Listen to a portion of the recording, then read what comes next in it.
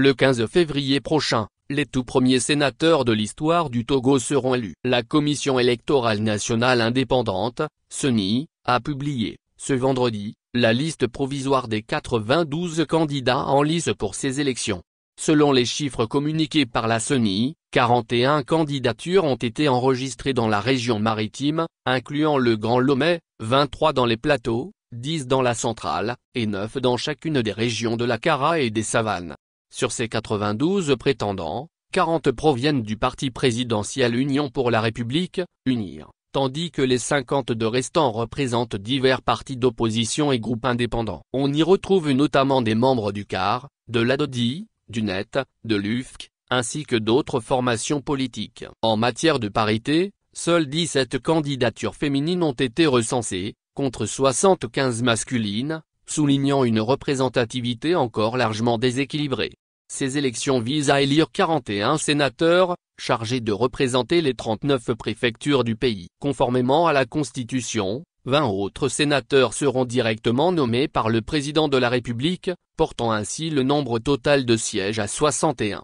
La liste provisoire des candidats sera soumise à la Cour constitutionnelle, qui disposera de 72 heures pour statuer sur sa validité, après un examen minutieux des dossiers.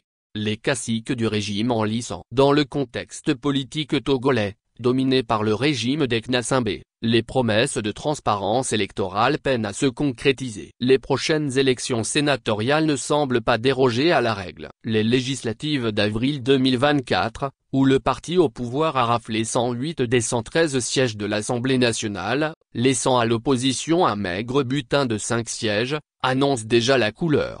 Parmi les candidats, on retrouve des figures emblématiques et fidèles du régime UNIR, Dama Dramani, ancien président de l'Assemblée nationale, Hadji Otet Yassor, ex-ministre de l'économie et des finances, Barry Moussa Barké, grand chancelier des ordres nationaux, Komlan Mali, ancien premier ministre, et Jam Victor Sossou, PDG du groupe Midnightsn.